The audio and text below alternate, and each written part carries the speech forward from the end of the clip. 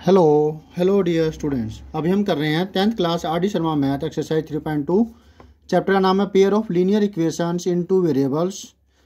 Question number 8 का second part कर रहे हैं हम इस एक्सरसाइज का क्वेश्चन नंबर 8 का सेकंड पार्ट, जिसमें हमें ग्राफिकली पता करना है कि जो इक्वेशंस दे रखी है, ये जो सिस्टम है इक्वेशंस का, ये कंसिस्टेंट है या इनकंसिस्टेंट है। तो जैसा कि पहले वाले क्वेश्चन में हमने समझा था कि जब कभी पैरेलल या कोइंसिडेंट हो, यानी कि एक ही लाइन को दोनों इक्वेशंस रिप्रेजेंट, यानी कि दोनों इक्वेशंस को एक ही लाइन रिप्रेजेंट कर रही हो, तो फिर ऐसे केस में कंसिस्टेंट सॉल्यूशन होगा। लेकिन अगर पैरेलल होती है तो फिर इनकंसिस्टेंट होगा। बात समझ में आई आपको?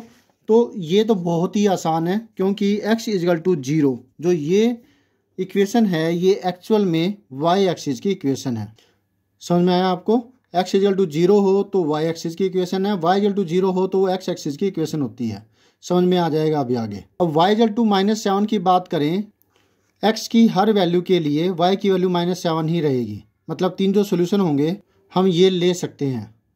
अब ग्राफ प्लॉट कर लेते हैं। मतलब ग्राफ के लिए हमें पहले कार्टेशियन प्लेन बनाना होगा।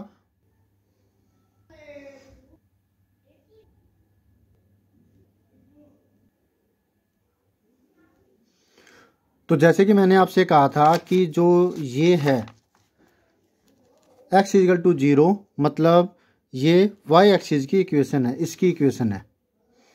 क्लियर है? x = 0, इसके ऊपर x 0 रहता है और y की वैल्यू चाहे कोई भी हो, x की वैल्यू 0 ही रहेगी इसमें।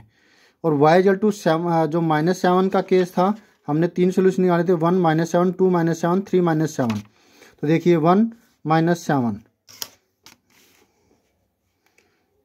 ये हो गया, 1 -7, 2 -7, 3 -7।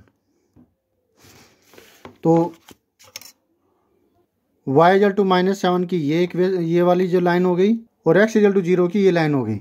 और ये दोनों लाइनें कहाँ पर काट रही है? इस पॉइंट पर काट रही है। इसका मतलब ये भी क्या हुई? इंटरसेक्टिंग हुई। और यूनिक सॉल्यूशन कंसिस्टेंट। तो ये आंसर हो गया जो क्वेश्चन हमसे पूछा गया था। तो होप सो आपको अच्छे से सारा समझ में आ गया। फिर भी कोई डाउट हो तो कमेंट करके पूछिएगा। तो thank you students for watching your on video. मिलते हैं नेक्स्ट वीडियो में, जिसमें हम करेंगे next solution. Always have a great time. Bye. Screenshots ले लीजिएगा।